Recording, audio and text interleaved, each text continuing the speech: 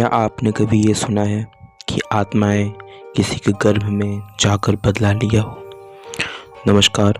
आज की हमारी कहानी भी एक ऐसी घटना पर आधारित है। इंग्लैंड की राजगद्दी साल 1905 से लेकर 1547 तक हेनरी के हाथों में हुआ करती थी। राजा हेनरी की कई पत्नियां और एलिजाबेथ व मैरी नाम की 2 बेटियां थीं। इनमें से मैरी की राजा की पहली पत्नी की बेटी थी। राजा हेनरी को मैरी ज़्यादा पसंद नहीं थी, इसीलिए वो उसके साथ बुरा व्यवहार करते थे। मैरी महल के नौकरों के साथ महल का काम किया करती थी। अगर मैरी कुछ कह दे तो राजा उसकी बात को कभी नहीं मानते थे। सन 1547 में जब राजा हेनरी की मौत हो गई तो प्रजा की इच्छानुसार 16वीं शताब्दी के दौरान हेनरी की पहली बेटी मैरी को इंग्लैंड की राजगद्दी दे दी गई।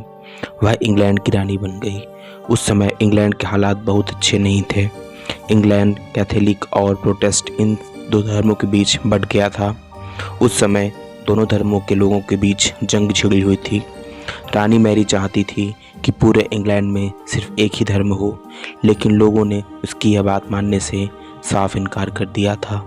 इससे नाराज़ होकर रानी ने उनकी बात न मानने वालों को मौत की सज़ा दे दी थी या ऐसे लोगों को जिंदा भी जला देती थी। रानी मैरी की इस क्रूरता की वजह से इंग्लैंड के लोग उससे नफरत करने लगे। ऐसा भी कहा जाने लगा कि रानी कुंवारी जवान लड़कियों के खून से नहाती थी। उसका मानना था कि उसके खून से नहाने से वह ज़्यादा दिनों तक जवान रह सकती है।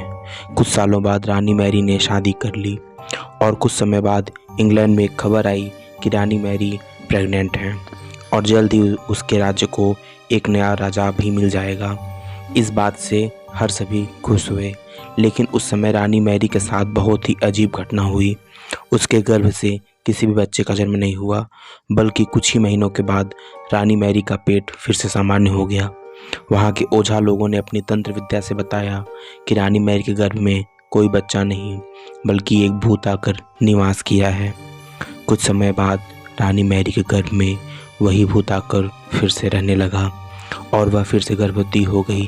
इस बार भी रानी मैरी को कोई बच्चा नहीं हुआ और इस घटना के कुछ ही दिनों बाद रानी मैरी की मृत्यु हो गई। इसके बाद मैरी की छोटी बहन एलिजाबेथ को इंग्लैंड की राजगद्दी पर बैठाया गया और एलिजाबेथ इंग्लैंड की नई रानी बन गई। रानी मैरी की क्रूरता की वजह से इंग्लैंड के लोग उसे एक निर्दयी औरत मानते थे। वहीं जब उसके गर्भ में बच्चे की जगह एक भूत का निवास होने लगा तो लोगों ने उसे शापित भी करार दे दिया और इसी वजह से उसे लोगों ने ब्लडी मैरी का नाम दिया।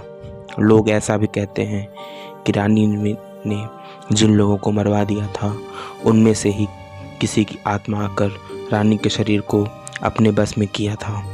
आखिर रानी मैरी को उसके किए की सज़ा मिल ही गई, जो उसने इतने मासूम लोगों को खून से नहाया था।